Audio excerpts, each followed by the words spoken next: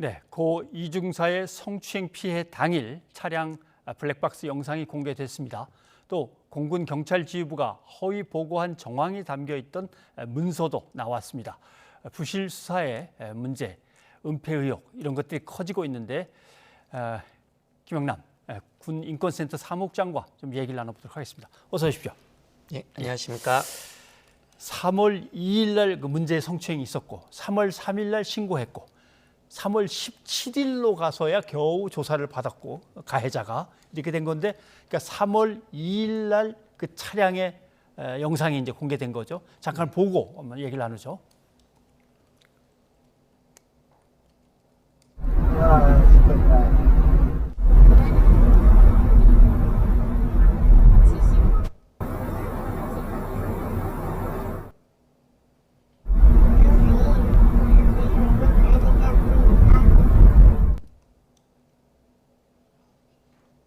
예, 멈출 것을 계속 호소하는군요. 근데 집요하게 추행하는 거군요.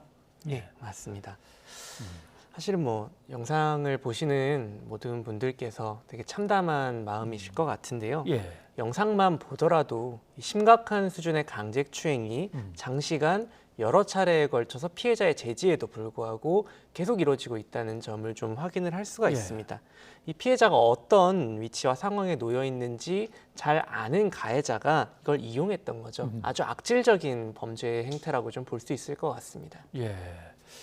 고 이중사가 이 블랙박스 직접 확보해서 신고를 했고, 그러면 그걸 보고 깜짝 놀라서 가해자를 불러가지고 바로 조사해서 처리했으면 끝나는 거 아닙니까? 근데 그 영상이 증거로 전혀 사용이 안 된 거네요. 그러니까 이건 상식적으로 참 납득이 안 되는 상황인데요. 사건의 전말을 빠르게 파악해서 필요한 조치를 취해야 되는 것이 사건 초동 수사 단계에서의 가장 기본적인 부분입니다. 그렇죠. 근데 피해자가 범죄 행위를 입증할 수 있는 아주 중요한 증거 자료를 제출을 하겠다는데 수사를 하는 사람이 그거를 빨리 안 받고 나중에 받아보겠다고 미루고, 그다음에 이걸 나중에 아주 한참 뒤에서야 받아봤다라는 거는 이 사건을 처음부터 수사관들이 제대로 수사를 해볼 의지가 없었다라는 것들을 좀 방증하는 부분이라고 생각을 합니다. 예. 의지가 없었다. 예. 그리고 군인권센터가 이모 중사와 관련해서 이제 공군 경찰이 자기네 보고는 그럭저럭 썼는데 국방부에 보고하는 거에서는 중요한 부분들을 자꾸 빼버렸다라고 하는 이제 증거를 인권센터 측에서 내놓으셨는데 그 얘기 좀 전해주시죠. 예, 오늘 저희가 입수해서 공개한 것은 이중사님께서 유명을 달리하셨던 5월 22일과 다음 날인 5월 23일 예. 공군 군사경찰이 상부에 보고를 하기 위해서 만들었던 공식적인 사건 보고서들입니다. 군사경찰단장이 보고서에서 강제추행 부분을 고의적으로 누락시키라고 지시를 했다는 건 이미 많이 알려졌던 사실이죠. 그런데 이것뿐만 아니라 다른 심각한 정황들도 문서를 통해서 좀 확인을 할 수 있었습니다. 명백한 조작이 확인이 된 부분이 있는데요. 공군 참모총장에게 최초로 보고된 보고서에는 유족들이 이 강제추행 2차 가해로 피해자가 힘들어했으니 이들에 대한 조사와 처벌을 요구한다는 아주 분명한 요구사항을 전달을 합니다. 그리고 이게 보고서에도 쓰여 있었죠.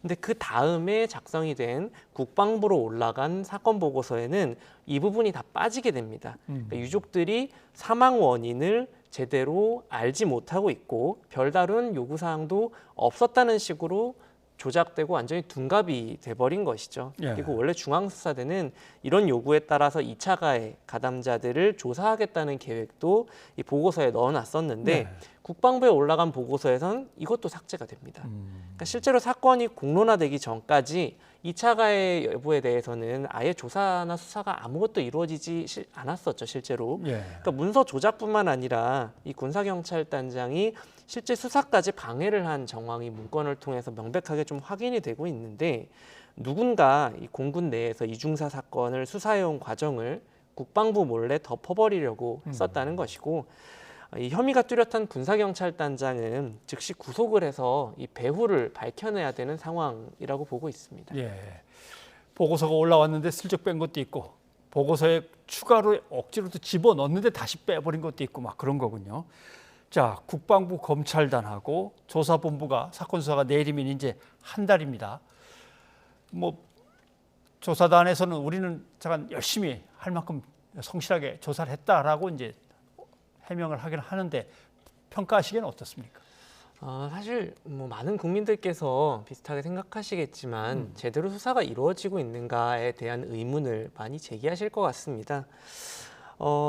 사실 오늘 이제 공개된 문건 군사경찰단장과 관련된 것만 해도 예. 만약에 제가 장관의 입장이었으면 이와 관련된 보고를 처음 받았을 때 굉장히 화가 났을 것 같습니다. 예. 왜냐하면 장관 자신에게 이 사건을 거짓으로 보고한 거지 않습니까? 그렇죠. 그러니까 피해자가 사망한 이후에 사건을 바로잡을 수 있는 기회를 공군 군사경찰이 다 망가뜨려 버린 것인데 근데 장관께서는 이 사안을 열심히 수사하지 않은, 그러니까 당시에 사건 수사를 망가뜨린 군사경찰단보다는 왜 이 부분에 대해서 지금 열심히 수사하고 있지 않느냐라는 지적을 좀 더 불편해하시는 것 같아요. 예. 그러니까 뭐 오늘도 이제 해명 자료가 나왔었죠. 수사심의위원회에 보고하고 뭐 입건했으니까 할 일을 다 했다라고 하고 있는데 사실 수사심의위원회는 입건을 검토하는 것이 아니고 기소를 검토하는 것입니다. 예. 그러니까 장관께서 이 사건, 그러니까 그 은폐나 군사경찰단장의 행태와 관련된 실제 어떤 보고서를 받으셨는지 일반에 공개를 하고 밝히시면은 지금 수사가 제대로 되고 있지 않다라는 부분에 대한 의혹이 일정 정도 또 설명이 될 수 있지 않을까 싶은데 예. 지금으로서는 국민들께서 수사 상황에 대해서 굉장히 많이 좀 실망을 하고 계신 게 아닌가라는 좀 얘기를 드릴 수 있을 것 같습니다. 알겠습니다.